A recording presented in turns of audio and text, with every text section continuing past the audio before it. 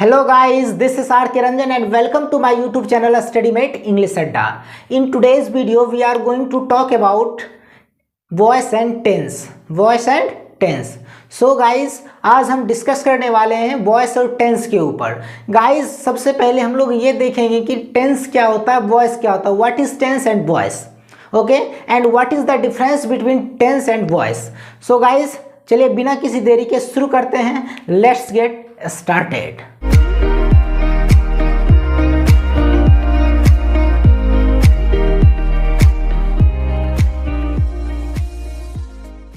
तो गाइस देखते हैं सबसे पहले क्या कि टेंस और वॉइस. गाइस सबसे पहले कोई भी सेंटेंस अगर लिखा हो तो हम लोग कैसे पहचानेंगे कि ये टेंस का सेंटेंस है या फिर ये वॉइस का सेंटेंस है.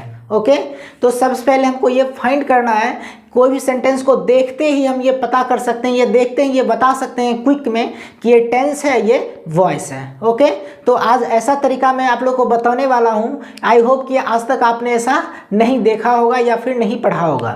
ओके, कि ऐसा मैं ऐसा तरीका बताने वाला हूँ कि आप देखते ही सेंटेंस को बता देंगे कि ये वॉइस है और ये टेंस है.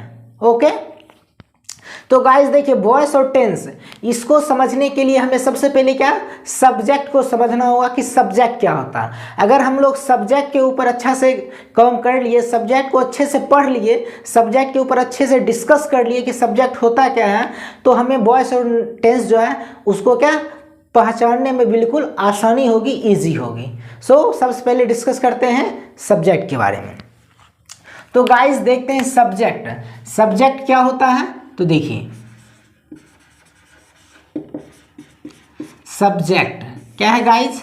सब्जेक्ट, अगर हम सब्जेक्ट की बात करते हैं तो सब्जेक्ट जो होता है वो दो चीज़ हो सकता है. कोई भी सब्जेक्ट जो होगा गाइस वो क्या दो चीज़ हो सकता है. दो चीज़ क्या हो सकता है, या तो जो सब्जेक्ट होगा वह जो हो या तो लिविंग थिंग होगा या फिर नॉन लिविंग थिंग होगा.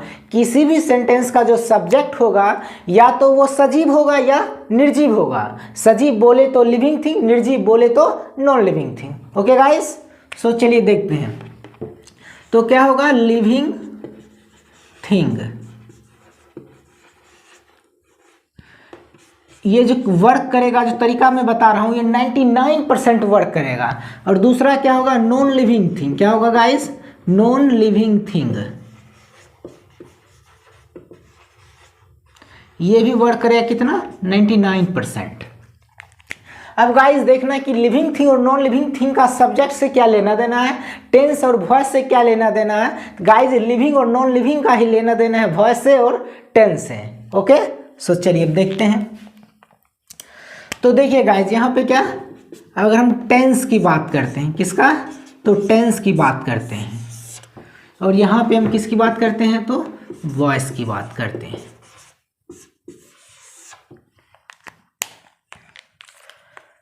अब देखते हैं गाइज वॉइस जो होगा ये क्या होगा, सब्जेक्ट होगा प्लस एक्सिलरी वर्ब होगा प्लस V3 होगा. ओके, और टेंस का अगर हम एक एग्जांपल लेते हैं तो एग्जांपल लेते हैं Soni eats an apple. Soni eats an apple, इसका अगर एग्जांपल लेते हैं तो एग्जांपल होगा an apple is eaten by Soni. या फिर दूसरा एग्जांपल लेते हैं, ये एग्जांपल फर्स्ट, दूसरा एग्जांपल लेते हैं तो एग्जांपल होगा the chair is broken. The chair is broken. Okay, इसमें एक और एग्जांपल लेते हैं तो दूसरा एग्जांपल होगा, जैसे लिखेंगे हम लोग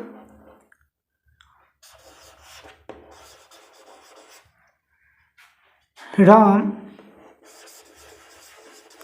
बीट्स श्याम. ओके, अब गाइस देखते हैं सब्जेक्ट की बात करें तो सब्जेक्ट जो होगा, अगर कोई भी सेंटेंस का सब्जेक्ट, किसी भी सेंटेंस का सब्जेक्ट अगर किसी भी सेंटेंस का जो सब्जेक्ट होगा वो अगर लिविंग थिंग होगा तो वो गाइस क्या कहलाएगा, वो टेंस कहलाएगा। क्या कहलाएगा, टेंस। किसी भी सेंटेंस का सब्जेक्ट अगर लिविंग थिंग होगा, सजीव होगा, यानी सजीव क्या होगा, जो हंसता है, बोलता है, चलता है, फिरता है, खाता है, उछलता है, कूदता है, सांस लेता है, तो इसको हम लोग कहते हैं सजीव, लिविंग थिंग। तो जिस किसी सेंटेंस का सब्जेक्ट क्या हो, लिविंग थिंग हो, वो हमेशा टेंस होता है। ओके, आई होप कि आपको अच्छे समझ में आ गया होगा। अब दूसरा देखते हैं गाइस, नॉन लिविंग। जिस किसी भी सेंटेंस का सब्जेक्ट नॉन लिविंग थिंग हो, निर्जीव हो, तब उसको हम लोग कहेंगे वॉइस। उसका नाम क्या देंगे, वॉइस। सब्जेक्ट अगर लिविंग तो टेंस, सब्जेक्ट अगर नॉन लिविंग तो वो क्या होगा, वॉइस होगा। ओके, अब देखिए एग्जाम्पल लेते हैं, जैसे Soni eats an apple, Soni सेब खाती है। तो देखिए गाइस, सोनी जो है ये क्या है, सोनी जो है ये लिविंग थिंग है। क्या है, लिविंग थिंग है। और लिविंग थिंग है यानी क्या है, ये सब्जेक्ट है।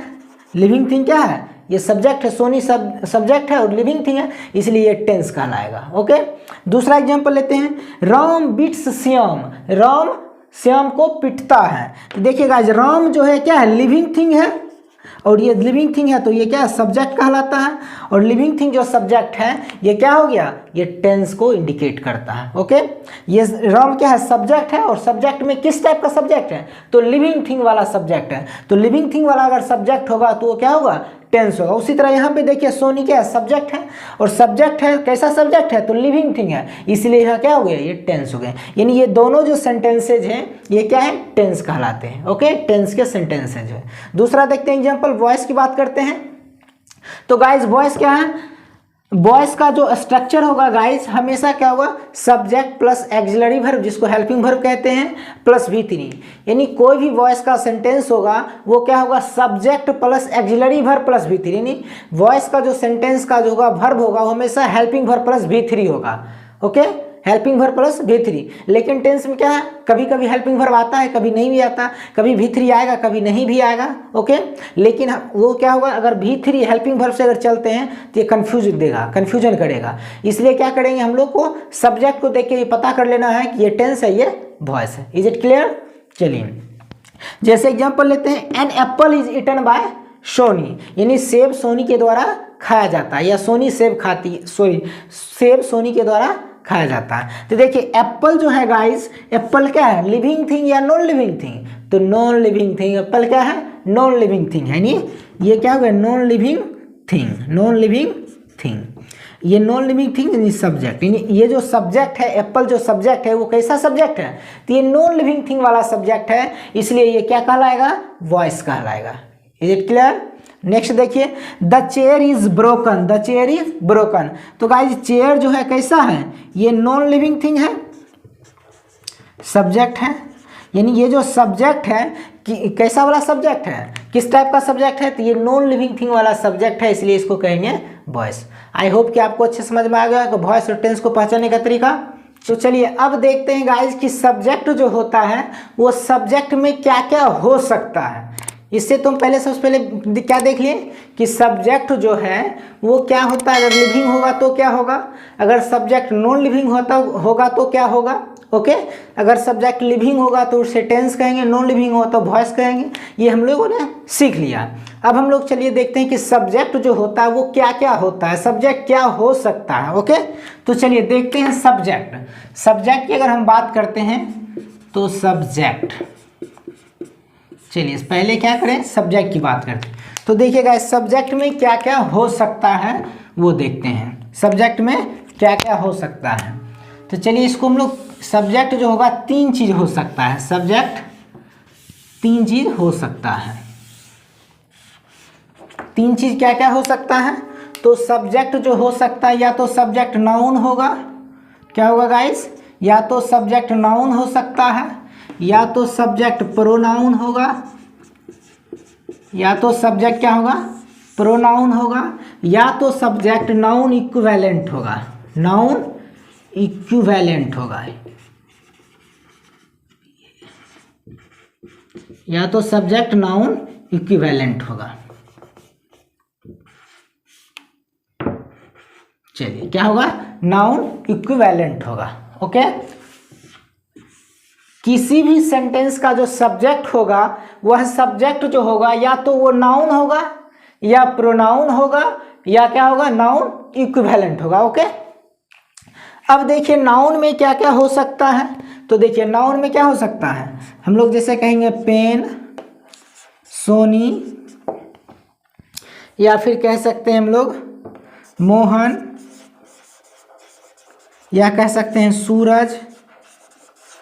ओके, ये सब का सब क्या है, नाउन है, और नाउन है is good, is good. Okay, अब देखिए गाइज यहाँ पे क्या है, ये सब का सब जो है ये क्या है, ये सब का सब क्या सब्जेक्ट कहलाएगा, क्या कहलाएगा, सब्जेक्ट होगा। और यहाँ पे इज क्या है, तो इसको हम लोग वर्ब कहेंगे। गुड क्या है, तो इसको हम लोग अदर वर्ड कहेंगे। ऐसे गुड क्या है, एडजेक्टिव है, लेकिन यहाँ पे क्या इस टेंस में हम लोग क्या कहेंगे, इसको अदर वर्ड कहेंगे। ठीक है, अब देखिए प्रोनाउन, प्रोनाउन में क्या क्या होगा तो देखते हैं। प्रोनाउन में हो सकता है हम लोग कह सकते हैं everyone, someone, he, she, it वगैरह वगैरह बहुत सारा हो सकते हैं। Is good, is good. अब देखिए ये क्या है, तो यहाँ से देखते हैं ये everyone, someone, he, she, it, ये सब का सब क्या कहलाएगा, तो ये सब का सब सब्जेक्ट है, क्या है, सब्जेक्ट है। और इज क्या है, तो इज वर्ब है। गुड क्या है, तो गुड है अदर वर्ड, क्या है, अदर वर्ड। अब तीसरा चीज क्या है guys, noun equivalent. Noun equivalent क्या होता है, नाउन प्रोनाउन, आई होप कि आपको अच्छे से पहले से भी कुछ पता होगा। ओके, अब देखिए नाउन इक्विवेलेंट क्या होता है वो देखते हैं। नाउन इक्विवेलेंट क्या होता है, कुछ ऐसे वर्ब्स होते हैं, कुछ ऐसे वर्ब्स होते हैं जो क्या होते हैं, वो एज ए नाउन का काम करते हैं किसी भी सेंटेंस में। तो जो वर्ब नाउन की तरह काम करे, नाउन की तरह व्यवहार करे, उसको हम लोग कहेंगे नाउन इक्विवेलेंट। ओके, तो देखते हैं कैसा है, एग्जाम्पल भी देखते हैं। तो नाउन इक्विवेलेंट में क्या क्या हो सकता है, तो इसको हम लोग नाउन इक्विवेलेंट को 2 पार्ट में डिवाइड कर लेते हैं। नाउन इक्विवेलेंट को क्या करते हैं, 2 पार्ट में डिवाइड कर लेते हैं। इसमें क्या क्या हो सकता है, तो इसमें हम लोग कह सकते हैं एक जिरंड होगा, क्या होगा दोस्तों, जिरंड। और दूसरा क्या होगा, दूसरा होगा इन्फिनिटिव। दूसरा क्या होगा, इन्फिनिटिव। इन्फिनिटिव क्या होता है, तो 2 + V1, 2 + V1 को हम लोग क्या कहेंगे, इन्फिनिटिव। 2 + V1 को क्या बोलते हैं, इन्फिनिटिव। और जिरंड क्या होता है, तो वर्ब 4 जिसको V4 बोलते हैं, V1 + ing, V1 + ing को हम लोग बोलते हैं जिरंड। ओके, अब देखिए इसका भी एक एक एग्जाम्पल लेते हैं। एग्जाम्पल क्या हो सकता है, तो देखते हैं एग्जाम्पल इसका एग्जाम्पल क्या हुआ। तो जैसे हम लोग कह सकते हैं walking is good for health, walking is good for health, walking is good for health, walking is good for health. अब देखिए दोस्तों यहाँ पे क्या है, वॉकिंग। वॉकिंग क्या है, तो वॉकिंग क्या है, ये नाउन इक्विवेलेंट सब्जेक्ट है। क्या है, नाउन इक्विवेलेंट सब्जेक्ट है। ओके, तो देखिए ये क्या है, वॉकिंग जो है यहाँ पे ये नाउन का काम कर रहा है, क्या, नाउन का काम कर रहा है, और ये सब्जेक्ट है। ओके, ये क्या है, नाउन का काम करे, यानी walking is good for health, यानी क्या, टहलना स्वास्थ्य के लिए अच्छा है, चलना स्वास्थ्य के लिए अच्छा है। तो यहाँ वॉकिंग जो है ये वर्ब नहीं है, इसको वर्ब हम लोग नहीं कहेंगे। ओके, जैसे हम लोग पढ़ते हैं क्या कि वर्ब ing है, यानी V4 है, तो इसको V4 यानी वर्ब बोलते हैं। नहीं, यहाँ पे ये क्या सब्जेक्ट के रूप में काम कर रहा है, और ये सब्जेक्ट कैसा है, तो नाउन इक्विवेलेंट, नाउन का काम कर रहा है। ओके, देखिए अगर कोई भी सेंटेंस जो है V4 से स्टार्ट नहीं होता, अगर वो V4 से स्टार्ट नहीं होता, अगर वर्ब में ing वाला फॉर्म से अगर स्टार्ट है, तो उसको हम लोग वर्ब नहीं, उसका नाम देंगे नाउन, नाउन इक्विवेलेंट, वो नाउन कहलाएगा। ओके, अब देखिए दूसरा क्या, कि जब भी किसी भी सेंटेंस वर्ब से स्टार्ट नहीं होता, अगर वर्ब से स्टार्ट होता है तो वो क्या होगा, V1 से स्टार्ट होगा, V1 + ... फुल स्टॉप, उसको हम लोग कहते हैं इम्परेटिव सेंटेंस। क्या कहते हैं, इम्परेटिव सेंटेंस। इम्परेटिव सेंटेंस क्या होता है, तो देखिए इम्परेटिव सेंटेंस जो होता है गाइज, V1 + या वर्ब + ... फुल स्टॉप, यानी जो वर्ब से स्टार्ट होता है अब फुल स्टॉप से खत्म होता है, जो वर्ब से स्टार्ट होता है फुल स्टॉप से खत्म होता है उसको हम लोग कहते हैं इंपरेटिव सेंटेंस, जिससे क्या होगा ऑर्डर, कमांड, एडवाइस वगैरह वगैरह का बोध होता है उससे। जैसे हम लोग कहते हैं go there, come here, take the dose, दबा लो, ठीक है, do this work, go to school, go to market. तो ये सब क्या हुआ, ये सब इंपरेटिव सेंटेंस होता है जो वर्ब से स्टार्ट होता है और फुल स्टॉप से खत्म होते हैं। लेकिन यहाँ क्या V1 से भर में ING यानी V4 से स्टार्ट है, तो इसलिए इसको हम लोग कहेंगे नाउन इक्विवेलेंट नाउन है सब्जेक्ट। ओके, अब देखिए इन्फिनेटिव क्या होता है, तो देखिए गाइज जो मीनिंग जिरेंड का होगा वही मीनिंग इन्फिनेटिव का होगा। दोनों का हिंदी मीनिंग की अगर बात करते हैं तो दोनों का हिंदी मीनिंग सेम होगा। जैसे walking is good for health, इसका मतलब हुआ टहलना स्वास्थ्य के लिए अच्छा है। इसको हम लोग ऐसे बना सकते हैं, टहलना स्वास्थ्य के लिए अच्छा है को walking is good for health, या फिर हम लोग इसको ऐसे भी बोल सकते हैं, क्या बोल सकते हैं इसको, तो इसको हम लोग बोल सकते हैं to walk is good for health, to walk is good for health. अब देखिए गाइस यहाँ जो टू वॉक है ये क्या, ये नाउन का काम कर रहा है, किसका, नाउन का, जो कि सब्जेक्ट है। ओके, टू वॉक जो है यहाँ पे क्या नाउन का काम कर रहा है जो कि सब्जेक्ट है। तो ये जो टू वॉक वर्ब नहीं कहलाएगा, ये इन्फिनेटिव कहलाएगा। इन्फिनेटिव कैसा, तो नाउन इक्विवेलेंट इन्फिनेटिव है और ये नाउन का काम कर रहा है। इसका भी मतलब क्या, to walk is good for health, इसका भी मतलब हुआ टहलना स्वास्थ्य के लिए अच्छा है। दोनों का हिंदी मीनिंग सेम है।